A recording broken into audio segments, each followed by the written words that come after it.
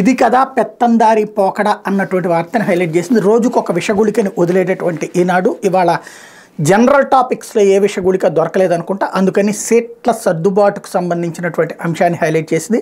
MLA MS బాబు మాటలు అక్షర సత్యాలే. సీట్లాటలో బడుగు బలహీన వర్గాలే బలి, 38 నియోజకవర్గాల్లో మార్పులు, అత్యధికం ఎస్సీ బీసీల స్థానాల్లోనే. ఇది ఇక్కడ విచిత్రమైనటువంటి స్టోరీలు రాసుకొచ్చినటువంటి పరిస్థితి. మారగాని భరత్ తీసుకెళ్ళి రాజమండ్రి సిటీలో పెడితే అది బీసీకి న్యాయం చేసినట్ట అన్యాయం చేసినట్ట? లేదా సునీల్ అనేటువంటి ఎమ్మెల్యేని క్రిందటిసారి తీసేసి కదా మొన్నటిసారి బాబుకి ఇచ్చింది, మరి అప్పుడు సునీల్కి అన్యాయం జరిగినట్ట కాదా?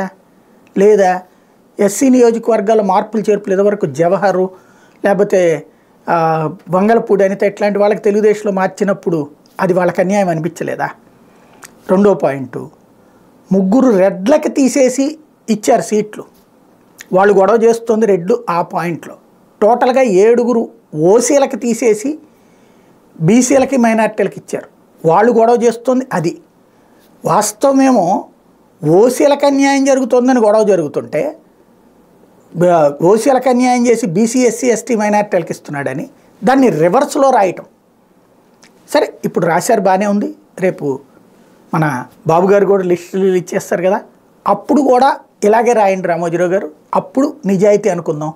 లేదంటే 82లోనే విలువలకి ఒలవులు ఊడతీసి ఎజెండా బేస్డ్ జర్నలిజం ప్రారంభించినటువంటి తమరు అది ఇప్పుడు పీక్ స్టేజ్కి తీసుకెళ్లారని జనానికి ఇప్పటికే 90% అర్థమైంది. మిగతా 10% ఇంకా కాస్తో కోస్తో ఇంకా ఈనాడు గురించి పాజిటివ్గా ఆలోచించే వాళ్ళు అసలు విషయం అర్థం చేసుకుంటారు. లేకపోతే జగన్ మాయాబజార్లు ప్రతి